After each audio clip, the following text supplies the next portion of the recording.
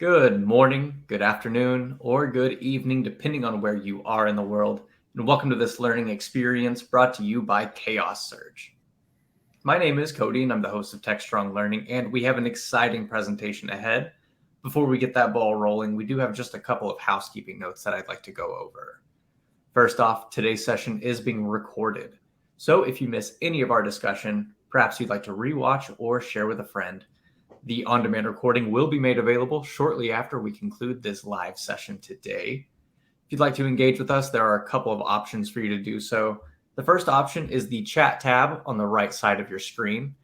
So if you see that chat tab right now, I'd like you to go ahead and open it up and let us know from where in the world you are joining us. If you have any specific questions for us, we do want you to send those questions to the Q&A tab directly on the right side of the chat tab. Sending in your questions to the Q&A just helps us keep track, and we do want to answer as many of your questions as we can, so send them in early and often. We have a downloadable version of the slides available in the handout section, so if you'd like to grab those, feel free. Those are there for you.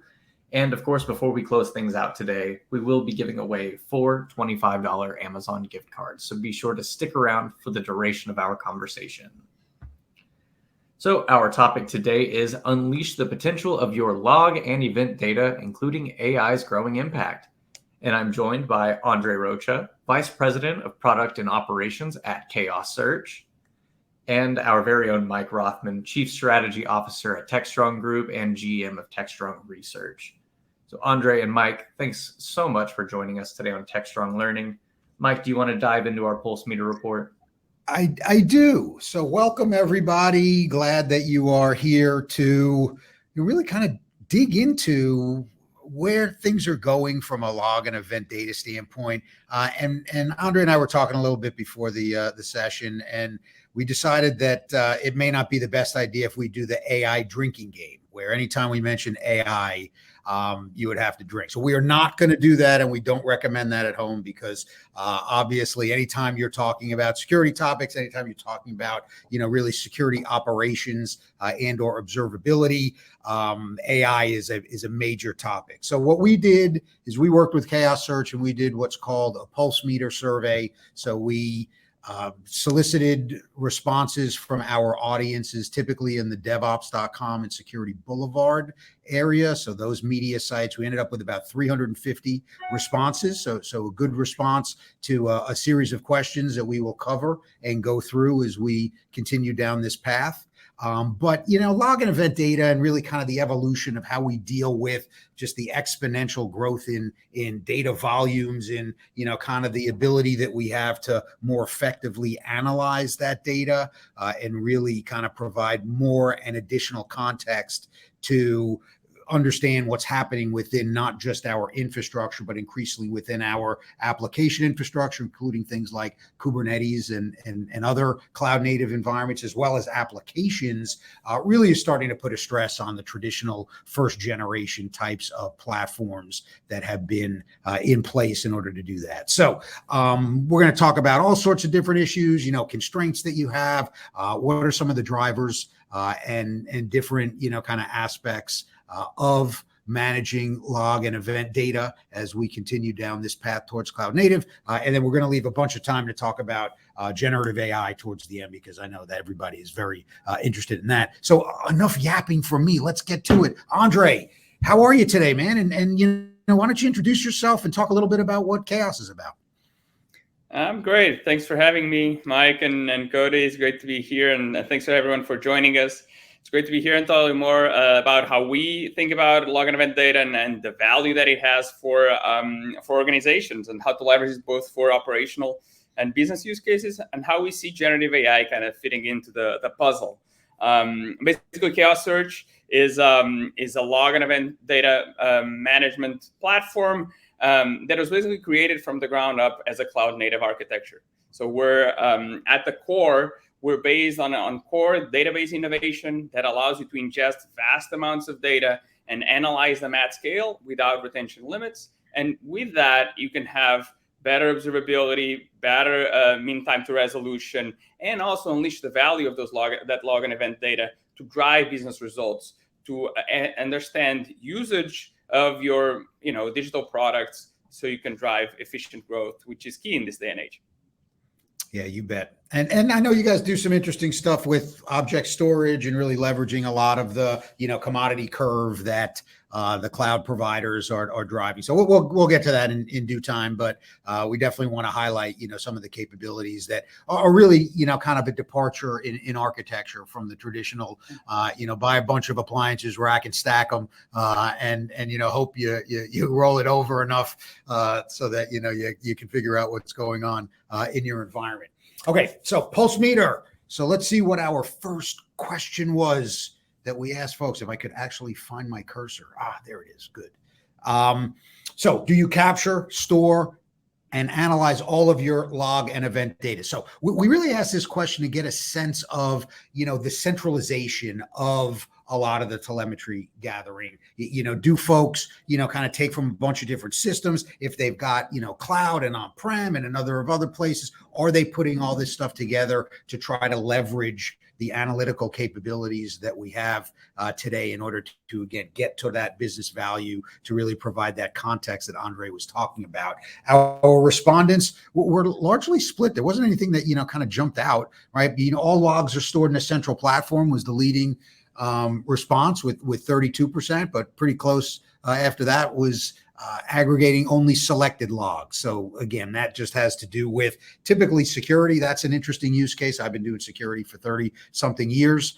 And in a lot of cases, you leave the application telemetry and maybe the infrastructure telemetry in one place, centralize the security and or operational, maybe error, maybe debug types of telemetry in another case, so that you can leverage that analytics. So a number of different operational architectures that you can use for that. 21% said, yes, but logs are stored in different places. So that's not really centralizing, but that's okay, right? So, they are getting all their logs. So that's something that we want to think about. And 20% basically don't know, right? Because different teams handle logging. And that's something that we, again, we really need to understand and address, in that, especially as we've kind of moved towards this DevOps reality and application teams really kind of decide what the infrastructure looks like and what a lot of the tooling ends up being. They don't necessarily tell the other folks within infrastructure, observability, and or security what it is that they're doing. So you have some of these folks that really just don't know where the data is, right? You hope they know where their data is, but in terms of all the data, they just don't know. So André, in looking at, kind of these results, kind of makes sense in terms of what you see out there working with customers every day? Yeah, kind of makes sense. I think I think if you had done this a few years ago, you'd have less centralization of logs. I think now you see more and more of that. And I still think that a third is pretty small. And the reason for that is as you have these cloud native architectures, the fragmentation, both of teams and infrastructure, means that having a centralized place where you have all these data is key, not only to have a central source of truth, both across SRE and cybersecurity, but also to bring the developers onto this world. So you can have a central repository where SREs then manage production infrastructure and developers can see the same data and troubleshoot things faster, right? And so the faster you can do that, the better. The problem is always cost and functionality, right? And so because of that, you typically end with these two workarounds. You either have a select few logs. Either you focus on security with SIMs and have less of those logs available on the SRE side. And what that leads is to challenges troubleshooting whenever issues arise, right? And we see that, like, we have one of our customers that is the largest fintech in Europe that has tens of terabytes a day being ingested, that before coming to us used to be on Splunk and have about 10 terabytes a day. And once they moved to us, they multiply their data by 4 times, having spikes that go up to like more than 10 times of their original volume. And the reason for that was that we make it cheaper. So we're able to 4 times their data ingest and cut their cost by 70%. So when you have the ability to both centralize and have all your logs, why wouldn't you? The right. problem is, the bill matters, especially in this year, right? And the other part is the idea that you keep it in different places, or even that you have like different teams managing their own infrastructure. And that sometimes creates the same kind of problems. Either like you have an observability tool that works for the SREs, but then your logs insecure are in another place, and you may not have the same, and you may be stuck in between, and have the logs that are in the other one, and so that doesn't really help you. Or the teams that typically also balloons cost. So we see now more of a move towards the centralization into a single platform across the company, and we see this for example like companies like Equifax, that before us had a lot of different tools across a lot of different teams, and with us they saved about 90% while creating a single source of truth and standardizing their methodologies for troubleshooting and doing threat hunting and the like. You bet. So let's kind of dig in it, because obviously there's the cost kind of constraint that really kind of prevents a lot of folks from doing that. But for anybody, I mean, if you have gray hair like me, right, you kind of grew up in an environment where you tried to put way too much stuff into, again, a relational database backend like ArcSight, which was built on Oracle, and you could run a report, you could send all your data there, you could run a report, and 3 days later you can check, to get it. Right. So obviously kind of it's not just a cost constraint, but it's also an analytical, horsepower and compute constraint. Because and again, some of the other competitors out there who move towards this workload pricing idea. So, ingest all you want. It's only if you want to use the data, right, that, you end up paying. And why the hell are you ingesting a bunch of data if you're not going to use it?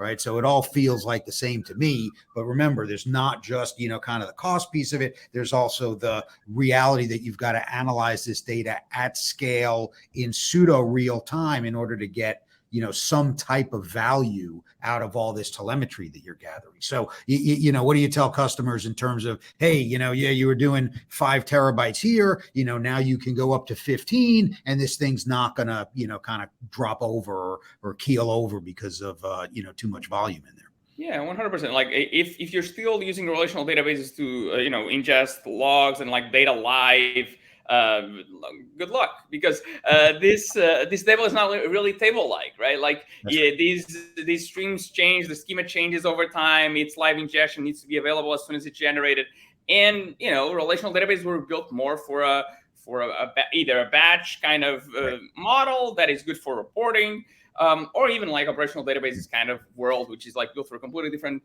model, right? And so this big data and big data with flexible analytics. So like when you talk about log and event data, a lot of the underlying database technologies have to do, even with the emergence of Elasticsearch, have to do with search. And the reason is what you're trying to do is look for a needle in a haystack. So you need to search for something very specific over a large swath of data fast. The problem with Elasticsearch and a lot of the other alternatives that are in the market that are more application focused, but have an architecture that is similar to an Elasticsearch, is that it's very expensive to store and scale. And so once you have that problem that your logs keep ballooning, to analyze them, you need to keep them in memory, and you need to explode that infrastructure so you can keep more and more data in memory. Your costs balloon. And so that's why we came to the market with a completely different architecture that basically solves those problems. It's a fully stateless fabric so that we only need compute to ingest and query data, and all the persistence of data is, as you said before, in S3. So that it's the cheapest that you kind of cloud storage that you typically use for archival because of how cheap it is. And in the process, we even make the data about 10 times smaller. So we're built so that we can ingest vast streams of data and basically scale our compute fabric depending on the worker needs. If you need to query, I can auto scale my fabric so that you can have fast queries, but I don't need to persist data in memory. Right. And because of that, I can ingest a lot of data very cost effectively and keep it for as long as you want. And so that's the reason why I said that with cloud native architectures and with cloud scale, you need a cloud native kind of data architecture or a database so that you can do log and event management without analytical limits or ballooning costs. Right. Well, kind of a misnomer to call it a database, right? But kind of an analytical capability on top of a data store. So yeah, we're the database. We make the data store fast so that you can use. Right. Okay. So you guys have a database on top of all of and so that is that was the whole innovation. Yep. Got it. All right. So talking about retention, we did ask folks how long would they actually like to retain the data, and longer is better than shorter, right? And again, when you think about kind of how applications changed all the time, but really when you think about an attack, so with the security use case, you've got attackers that really are trying to gain persistence in your environment, really just be there, camp out, exfiltrate as much data as they can, as often as they can, from that standpoint. So again, more seems to be better than less, and the data reflects that, right? 42% over a year, 3 months to a year, and 28%, and 1 month to 3 months is 14%. And anything less than that, again, it's really hard to get a sense of what kind of context you're going to have about what's happening in your environment. And I would even make the case that 3 months is probably light from the standpoint of really being able to draw conclusions about your environment. So to that point, André, right, what are some of the issues and limitations that folks are going to run into the longer they want to keep data hot, right? So that you can actually search it and analyze it and use it, within the context for the trending and the anomaly, analysis that you're doing. And I think so this makes a lot of sense for us, especially because like retention is big in our value proposition. But I think it should be pretty surprising to anyone that looks at the log analytics or observability market, because if you look at a bunch of other vendors in the market, and it can be anything that is out-based like a Logs.io or a Mesmo or like Splunk or a Datadog, all of those typically have retentions that either default or max at about 30 days. And if you see the price as you increase retention, it increases. All of them increase their cost as retention grows. And the reason for that is exactly what we were talking about just a while ago, is this architecture that bundles storage and compute, so that if you want to analyze logs fast, you need to keep them in memory. If you need to keep them in memory, if you want to scale, you need to have more and more compute, and compute is expensive. So that's the crux of it. And Yep. with us, because we don't store any data, all data gets stored on the customer's side and in cloud storage, which is the cheapest way to store it. We don't have that problem, right? With us, you can store data for as long as you want, and that is key exactly to all the things that you were talking about, either for security, to analyze latent issues when it comes to troubleshooting, or even to analyze usage of your applications or software products over time. So like that perspective over time is key in log and event, but today is hampered because of the underlying architectures of the vendors in the market. You bet. Well, I mean, one of the things that I've had to, kind of work with a whole bunch of large enterprises on are these, Faustian bargains per se, right? Which is I can't gather all my data, so I've got to make compromises on what it is that I'm going to look at. But the forensics folks get really pissed off when, they have to come in and they don't get the data. Right. So, kind of for a while, I've been advising folks, especially with cloud, centric and cloud centric architectures, is to, send one stream of that data that, you really need from a security analysis standpoint, to what the traditional SIEM look like, and then store a lot of the rest of the historical stuff that you can't in something like S3 on object storage. Right. So again, folks have a lot of that data. So when you kind of start working with them initially and maybe some of the early engagements, I mean, how long do they really want to keep it? Right? Is it a year minimum? Is it, in perpetuity? Do they have like an archival process where they, kind of decide, all right, I want to have a year hot, but then I want to put stuff into something like Glacier, which is dirt cheap relative to, everything else. So what are folks doing, along those lines? Yeah, and this is where it depends a little bit with the vendor that they're talking to. Any kind of application, typically you have two things that you can do. You can increase your retention and pay the price, and this goes anywhere from like $1 in small scale all the way to $2.5, $3 a gigabyte for higher retention up to 30 days, and that really adds up, especially as you scale, right? And so beyond that, what you have is like an archival process.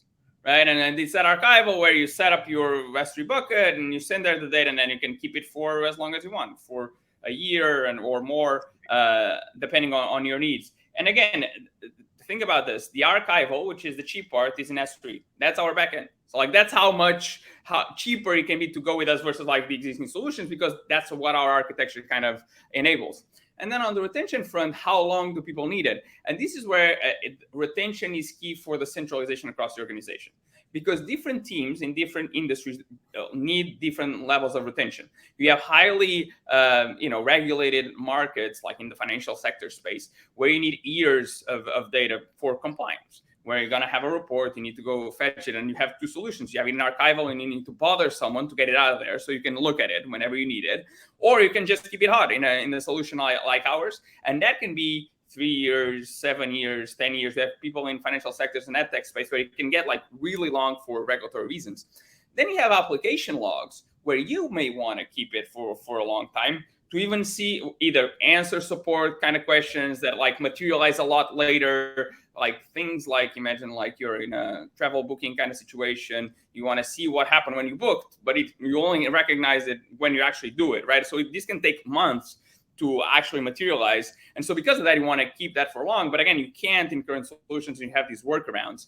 And so we see it like application logs, security logs being a big driver of this increase in retention. But if you want to centralize across the organization, then you need to be judged by the maximum that you can provide, right? Because otherwise it needs another system. So that's why we can provide this centralized repository across different teams, so that regardless of your retention, you can have it.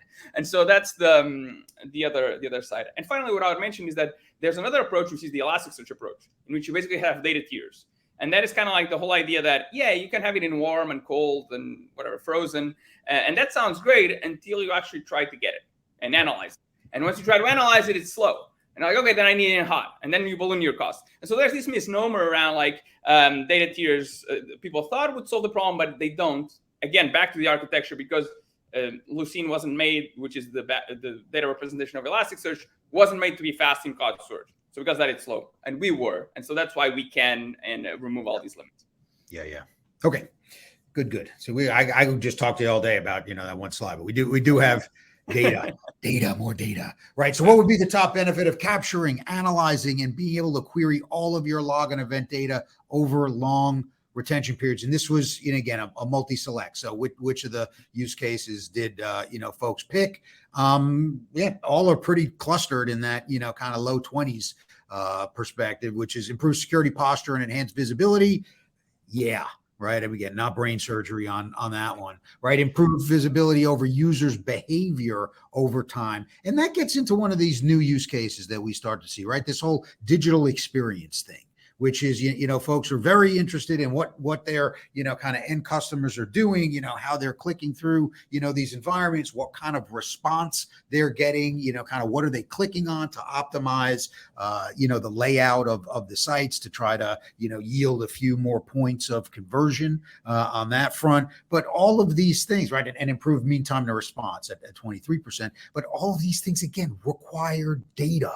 Right, requires data and the analysis on top of the data. And to your point, before about centralizing the data, have you had issues where customers, they've got one group that looks at the data, another group that looks at the data, and they don't really like each other, they don't really work together, they've got to, so in that situation, who actually is in charge of the central repository? How do they work with some of these different environments? And let's talk about an environment where it's actually useful and functional, as opposed to non-useful and dysfunctional, which I'm sure everybody on the horn, has a lot of experience doing that. So if you can kind of give a sense to the folks, what would a success story be? I think that would be really helpful. 100%.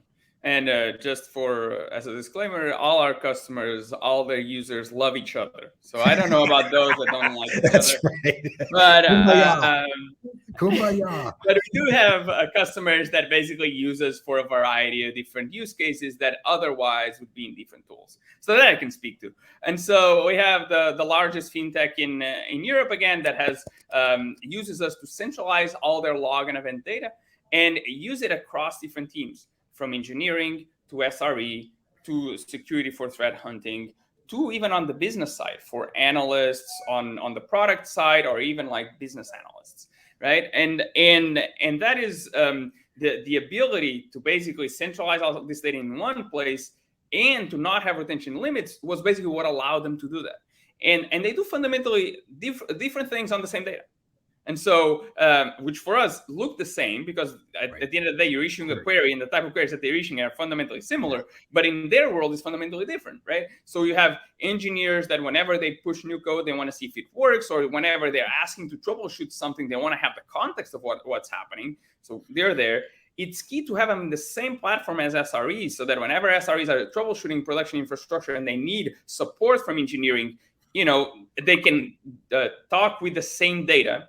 And it's also important to have the support people to have on the same platform, so that support can have an issue, bring it up, do the beginning of troubleshooting, SREs the further down, and then it goes all the way into engineering, all in the same platform, right? And this is key. Then you have the cybersecurity people who can basically do threat hunting. So they can look at access and see how people have moved from one system to the other and increase their credentials. And this usually can take, like advanced persistent threats, can take anywhere from 6 to 9 months. So like having the retention is key, so you can see all the way back and across the different systems, right? And then on the business side, like this is part of the innovation, was not just we make cloud storage performant, is that our core innovation is flexible. So you can analyze our data via either search API, via an Elasticsearch API, so that the front end is just like a Kibana or OpenSearch dashboards, but we're under the hood, or SQL. And because we have SQL support, you can also enable the business analysts to see trends over time, to do joining different data. So you can see the usage that comes from telemetry to see, okay, user logged in or user used this feature. And that usually comes from a log and event data. And you can map that to a user table to know, like, what are the types of users that I have more in my platform? How is usage evolved in this customer across different teams, and things of that like, right? And so that is why this pie chart for me was very interesting, is the fact that it's pretty balanced. Yeah. Why do you want logs over a long period of time? Different teams for different things, but they would all rather have it, so you can have a true visibility over time. And maybe double clicking on a couple of them, like on the security side, we have customers like Cisco that uses for threat hunting to ingest all the data from all their different networking devices, and can proactively look for potential vulnerabilities in their own infrastructure, so that they can see things before they happen, and can unleash their security analysts onto these large swaths of data, right? So that's a key use case. We have a large streaming service. You would know the name if I tell you, but unfortunately I can't. But that basically built a security lake with us, so they could detect double logins, so that when you have an account and multiple people are using it, I'm sorry everyone that does that and may have been caught because of this, but they use that to see that over time, to see how the changes that they make to the business basically can prevent that, or even bot type of logins. And so it's key to have that perspective over time to be able to do these type of things. And on the user behavior time, again, the big belief when we started this is that all this business data was going to become live data. That events, understanding what happens in software, was going to be key to understand what users do in your application. And that's a leading indicator for everything. How you can churn or upsell, how you can monetize, how you can understand power users to be more of what is key for them, and basically even acquire people that look more and more like them, right? And that's across the organization. And so this ability to have SQL with unlimited retention on events has enabled customers like Style or even like gaming companies, that where this kind of data is key for them to balance gameplay, so that players like it more and more over time and not less. And so that's some of the things that we see.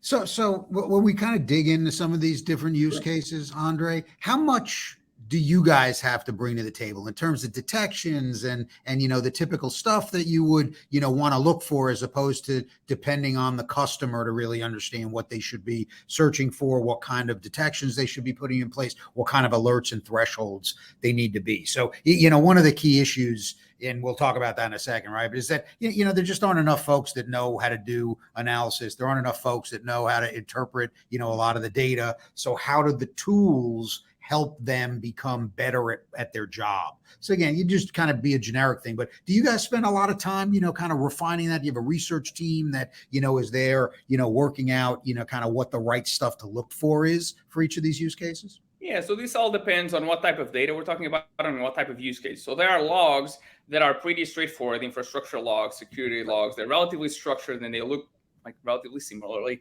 And so with that, we have starter packs, so that if you're on AWS and you use load balancers or VPC flow logs, or your CloudTrail, you can get value from that from day one and start using it to monitor the different activities in your system. But then what we also are great at, and that usually is a big chunk of the volume, are these application logs. And application logs is this broad term that says it's custom.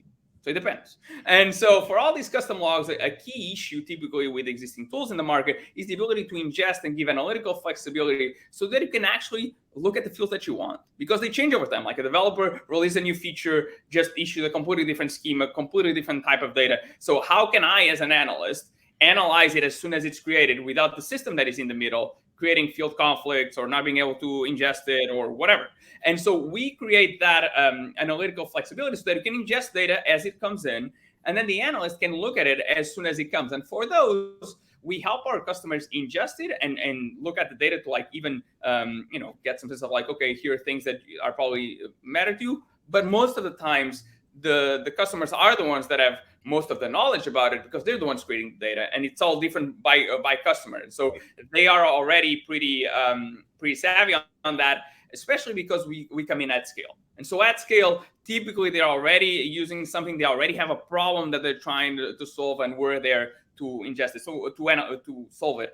And so that is typically depends on the use cases, the short answer. Well, of course, it depends. But what I was really kind of looking for is those starter kits, right? Because, again, when you walk into some place and they know exactly what they want, that's a slam dunk, right? Okay, I can aggregate all my data. I can give you the ability to analyze it. You can do your searches. Here's how you set up, the detections and the thresholds. The alerts and the thresholds. Here's where you want to send the alerts. Here's your operational motion. Boom, I'm done, right? It's the folks that don't know what they don't know yet that, that becomes very important as we want to scale this up, not just to the elites of the elites, but making sure that everybody can leverage their event and log data to the greatest degree possible. And we also believe that generative AI will play a big role on that. And I'm probably jumping the gun here, but we believe that that is going to be, and we're working on something that we'll announce soon on that front. But we'll basically do exactly that: democratize the access to the data to all the domain experts, so that you can have basically a helper that is there with you, can communicate in natural language, and can help you interact with the data so that you can solve your business problem. So that you say, how can I, leverage the data that I have for X, and it can help you along that journey. And so you can make domain experts into also tool experts, so you can drive business results faster. And so drive business results faster. All right, that's great. So now let's talk a little bit about the constraints. And again, in terms of stuff that is fairly predictable, right? What's holding you back? What's holding you back from capturing and analyzing more of your log data and event data, log and event data, and increasing retention? So the choices are: our tools can't scale, data complexity, right? And that's changing schemas, nested JSON, and just different formats, and really different context, right? That's also a huge problem with the data that you're trying to ingest, and costs, and it's basically too expensive. And far and away, the answer was all of the above, right? So everybody has all of these specific problems. Given the conversation we've already had thus far, we've hit on a number of these things as well. But again, I think that when you kind of look at it, and I'll go back to, just the general limitations of a lot of the existing systems that are in place today, they just weren't built for this, right? They just weren't built for this. And we've been trying to, kind of give and with duct tape and baling wire, right?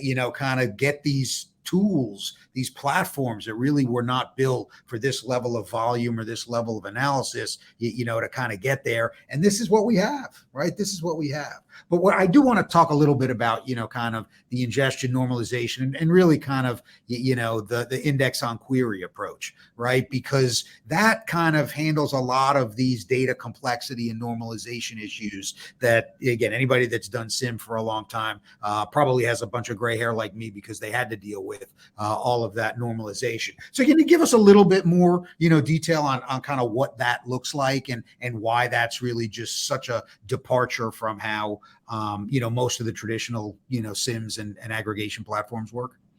100%. So on the one hand, people want things that, get set up fast, scale easily, are cheap, and you get value from day one.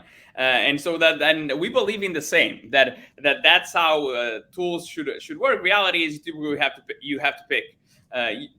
If you're unlucky, one, maybe two, and that's kind of like the issue, right? And we were built kind of like from the ground up so you could have all three, and then some. And so on the ingestion and the normalization piece, again, at the core of our company is basically a new data representation that was built to be generic and for live ingestion. So that and with automatic schema detection, so that as you ingest data, whatever it is, we can detect what the fields are, what data types are, so you can get up and running as soon as you ingest data. And also with dynamic mapping of that data, so that if it changes, we automatically detect new fields. You can, again, the whole idea should be should be a set it and forget it kind of system. All right, we need to ingest data, yes, but after that, it should be you should be able to analyze it as it comes in. And that is and this nested JSON is pretty important, because like JSON has become the de facto kind of format, especially in application logs, because it gives a lot of flexibility for the developers, for whoever creates it. You can create it in basically any type of schema, any kind of data format. And because of that, it is very good, because depending on the needs of the data creator, they can adjust what the fields are and what the schema is. The problem is downstream, right? Okay, then I create a lot of flexibility when I create the data, but then the system in the middle cannot really ingest it, or can only ingest it if you define what those fields are, or if the schema evolves, it just throws an error, and all that creates a problem downstream. So that data is created and cannot be analyzed, so that, okay, you had a new field that was very important for you to monitor errors, and now you cannot see it because the system in the middle would not ingest it. And that creates both a problem in analytics on the user side, and a problem in management in the middle, which is the people that have to deal with this. It's like, okay, that didn't work. Okay, let me normalize it. Let me create a transformation layer before that, so that I can standardize this. And every single time that something changed, they need to change it. And so that is why we created this flexible ingestion, so that as you send it, we'll ingest it and we'll let it be able to be analyzed as soon as it comes in. And that is essential in application logs, which is why, which, by the way, are key to understanding usage behavior of the system, right? And so for us, the ability to handle this, whatever structure it comes in, was key, a key design principle. And that is fundamentally different from like something like an Elasticsearch that has problems with field mappings, from relational databases that have problems with schema definition, and from some of the other tools like your observability tools or your SIEM tools that are very good for logs that are structured, but as you have custom logs, they kind of were not built for that, and so it creates challenges on that front. Yeah, you bet. So let's kind of, speaking of observability, speaking of application, logs and really kind of climbing the stack, so to speak. Have you implemented a strategy for aggregating the logs from your Kubernetes, microservices, and cloud native environments? Right. So 35% said yes, 25% said on a roadmap, 16% said at the beginning of journey, and 29% say no current plan. So, again, we joked a little bit before about a third seems to be a lot, for not doing anything, given how important this is. But 70% are, right? So you look at it and go, okay, that's certainly progress relative to, where we've been in the past. And then really the next slide kind of gets into it. Has your organization started or considered its journey towards observability, right? Partial observability leads at 28%. And then 24% say, I don't even know what that means, right? And 23% say actively planning, for the journey. So again, both of these, kind of different questions kind of come at the same thing, which is we're still pretty early in kind of this whole, how do I actually leverage all of this telemetry to really impact my application health, impact,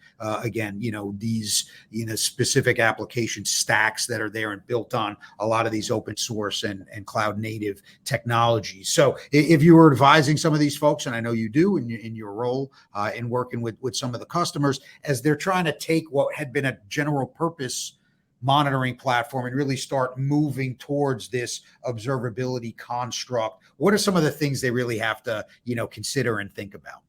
Yeah, so and these two topics are definitely related. So like on the one hand, microservices have kind of become a de facto cloud native architecture. So they have these small services that together make up the application. Because of that, you can scale them horizontally much easier. And that's great because you can scale out and leverage the cloud for that. The drawback of that is that now you have a lot of different microservices. If you want to understand the behavior of an application, you do need decentralization so that you can see the different telemetry from all these different systems in one place, right?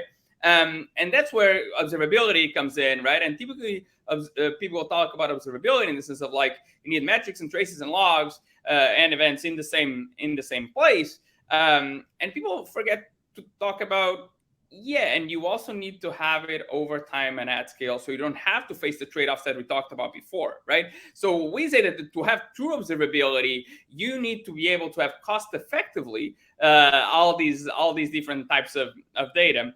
And that is typically what's missing, right? And so that's why we believe in the best of two worlds, the best of full stack observability in the sense of like having a single pane of glass across all your telemetry, but having the best of breed approach under the hood so you don't balloon your costs and can have this data over time, right? And so when you're thinking about, okay, how am I gonna architect my application and how am I gonna monitor and troubleshoot it, then I think it's essential to think about how does the system scale. How does the system scale the architecture that you pick, and how does the system scale the observability approach that you're picking, so that you can have, again, this best of two worlds, single pane of glass and not ballooning the costs.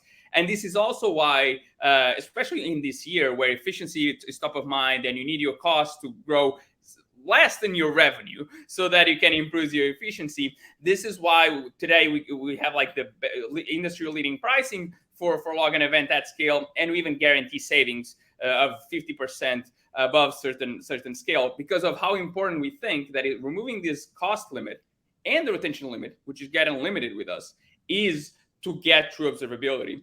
The other part, the last part that I'll say on observability, is that people typically talk about it in the context of operational observability.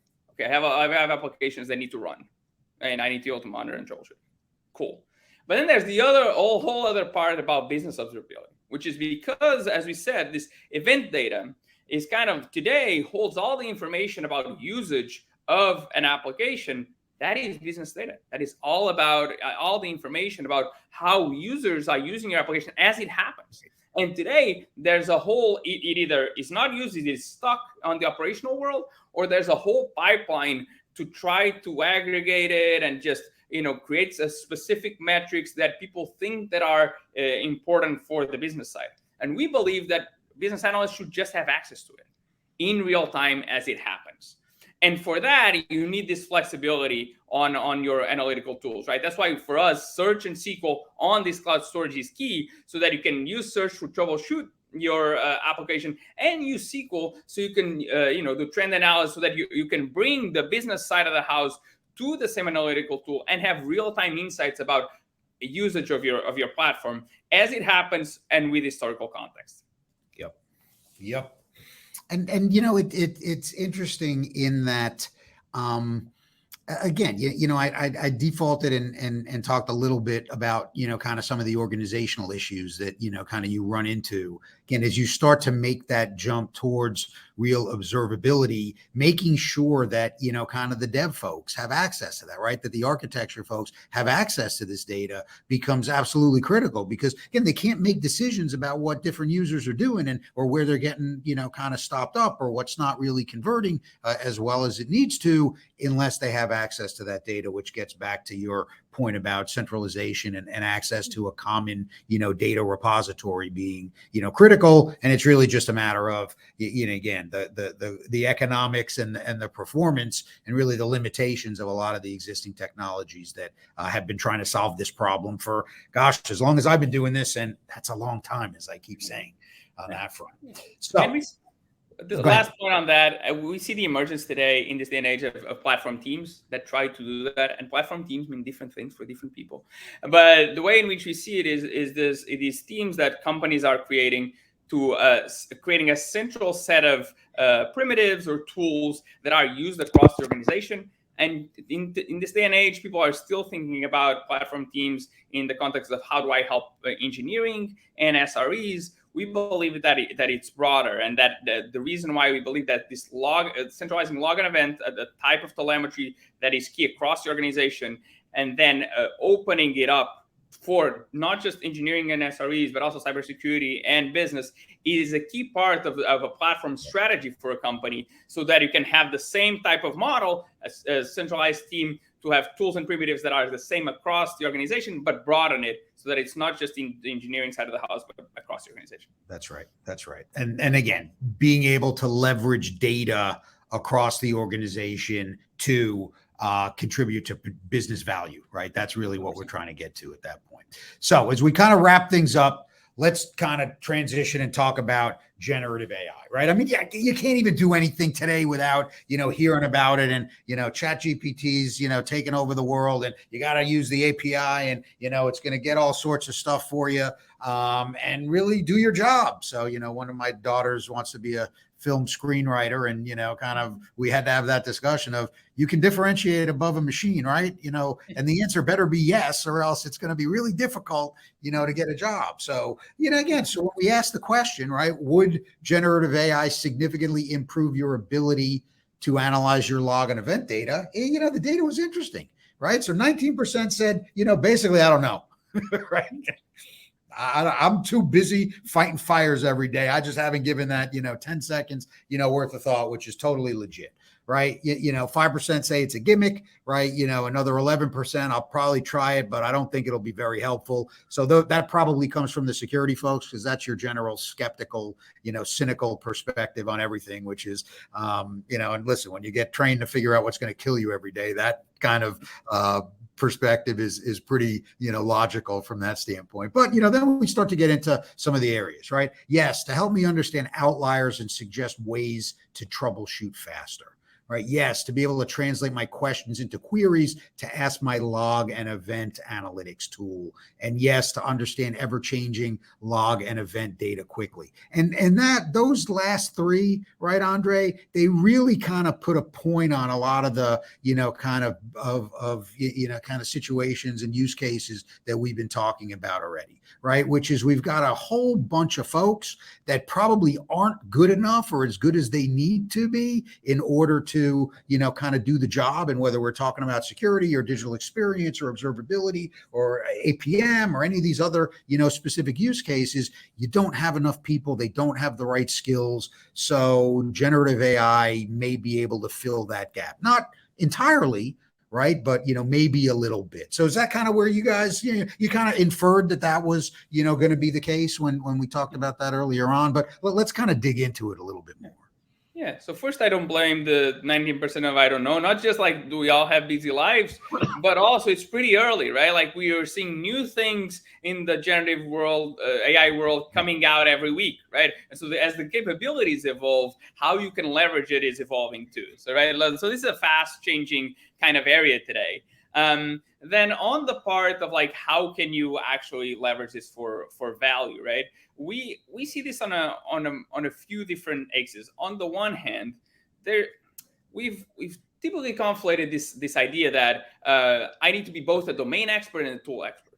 I need to know, like, how in a system, how do I look for potential threats? In a system, how do I troubleshoot it? How should I look at behavior of users to identify key features so that I can build more of that and create growth?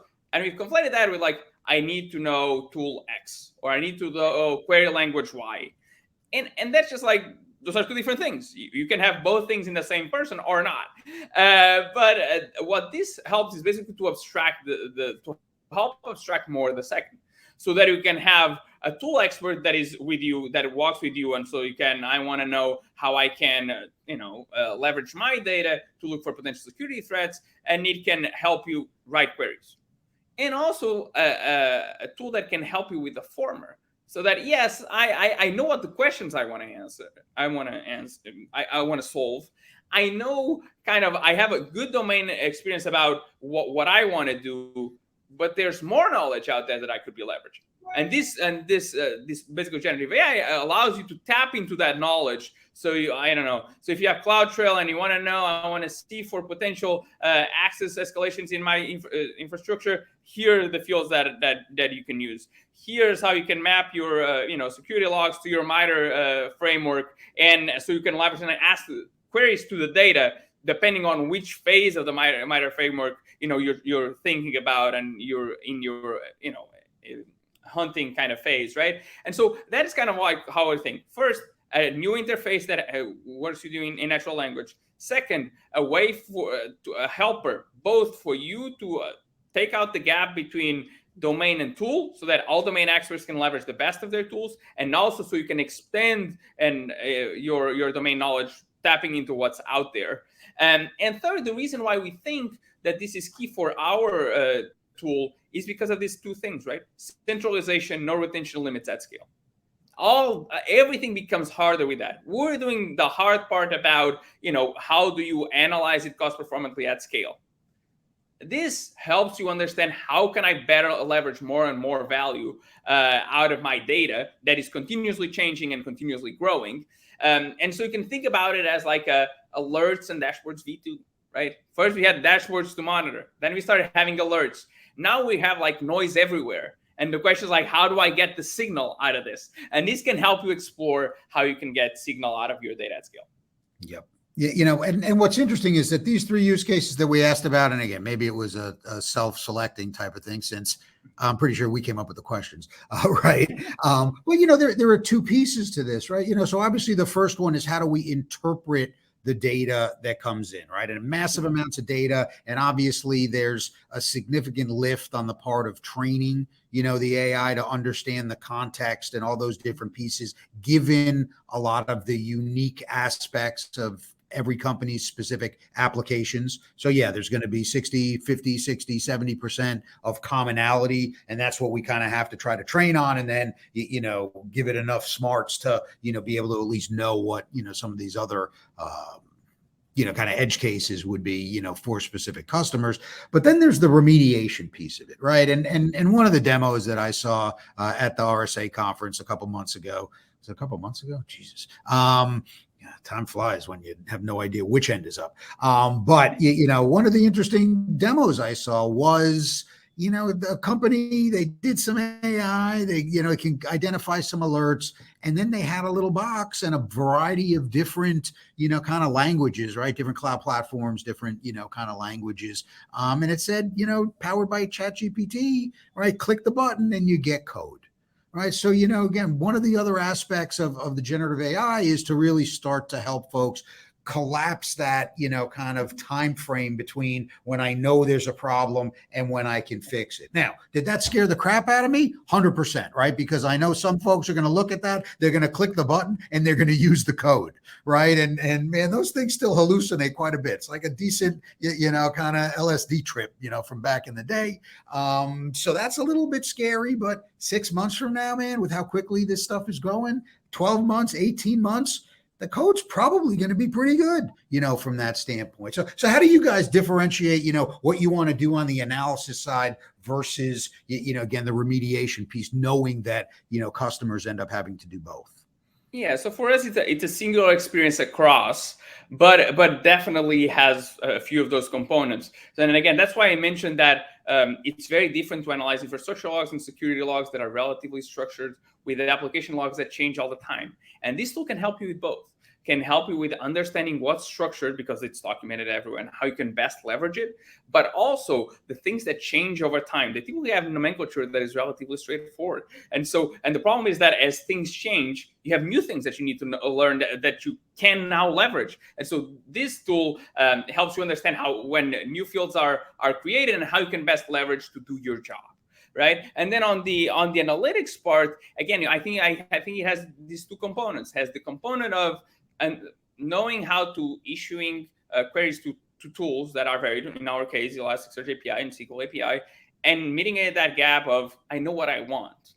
Tell me what's the query, right? And that is right there. And then understanding how to go even higher level to understand, okay, I want to find potential threats. How do I map that to to analytics to then understand, okay, how do I find the needle in the haystack, right? And so those things for us are pretty important. But then there's some design principles that are key, at least as a product person, which is on the one hand, we don't share any data, or in what we're going to be able to announce, our belief is that you shouldn't share any proprietary data from the company with the models. And that's just for a security posture. Like when you're doing at scale, we have customers that are very, security focused, and so like sharing data is not an option. What we do to get the best of two worlds is potentially sharing metadata. And so with metadata, you can understand what the data means without actually sending any data to the model. And so we say we use it to ask the questions, not to give the answers. We give the answers. We run the queries. We just use the generative AI integration to potentially ask the questions. And the other part is this idea that it's an assistant. It's not supposed to do remediation on its own. It's not supposed to run queries on its own. It's supposed to give you a draft of a query that you should run to help you with that journey. But at the end of the day, you're the one that should decide what you want to do and edit it as you see fit. And so those are kind of like key considerations to think about. Human assisted, right? We're not getting rid of the humans anytime soon. We're just trying to make them a little bit more efficient and effective. 100%. That's the point. So as you could tell, Andre, we could probably go on for another 3 or 4 hours with these things, right? When some guys that are passionate about, kind of leveraging data, get on the horn, there's no lack of, discussion topics. So we've got our data, what you guys will see, anybody that's you watching the recording or folks that are here live, when we've got the Pulse Meter document ready, which should be within a week or so, we will email that out to you. So you'll kind of have both the graphics as well as the context and the descriptions for there. So keep an eye out for that in your email. We've got a couple of conferences coming up. Cloud Native Now on July 11th, Data Ops Day on August 16th. So again, you can get information. We've got the slides that are up in the handouts area, so you can get information about those specific shows if those are pertinent to your environment. And with that, before we hand it back over to Cody, Andre, any parting thoughts in terms of what folks really, kind of should have taken away from our little chat today? First of all, thank you all for coming and for putting up with us for about an hour. I can talk about this for hours, as you can see. Check out ChaosSearch, and we on our website we have free trials. You can we have chat interfaces. You can communicate with us. Shoot me an email if you want to chat more about this. And keep in mind, whenever you're in the cloud, the key thing is how do you do things cost performantly at scale. And that's what we do for live and event data across your organization. That's right. And so thank you very much, and hope to hear from you all. You bet. Thank you, Andre. Thank everybody for being here. Hold on one second. So with that, Cody, you're back, man. So wrap us up. Give away some stuff. That's what we like to do. Happy to. Andre and Mike, thank you all so much for joining us today. That was an awesome hour filled with conversation that a lot of it did go over my head, but some of it stuck, and that's the important part. So I would like to remind our audience that this session was recorded. Should you want to rewatch, you will be receiving an email with a link to access this recording on demand. Of course, you can find it living on the DevOps website at devops.com/webinars, and be sure to look in the on-demand section where it will be there waiting for you shortly. The 4 winners of our $25 Amazon gift card giveaway, they are Nancy W., Hossein M., Keith G., and Dami A. So to our 4 winners, congratulations. Keep an eye on your inbox to claim your gift card. It should make its way to you in the next 48 hours. If you don't happen to see that email, check your spam folder on the off case that it does get filtered out. I'd like to thank ChaosSearch for sponsoring this program. I'd like to give a shout out to Techstrong Research for conducting the polls and surveys that went behind all of the data that we showed to you today. And to our audience, thank you so much for being here with us. We really appreciate you spending your time here with Techstrong Learning. And we do just want to ask for one more moment. As soon as we close things out, there will be a survey that pops up on your screen. And we'd love for you to stick around and fill that out for us. Give us your thoughts either about today's program or, of course, if you have any suggestions for future topics, we want to hear what you have to say. Either way, we hope to see everyone at a future Techstrong Learning Experience. Have a great rest of your day. And André, Mike, thank you all once again. Thanks, everybody. Mike, It's thank a lot you, of Cody. fun. Cheers. Thank you, everyone.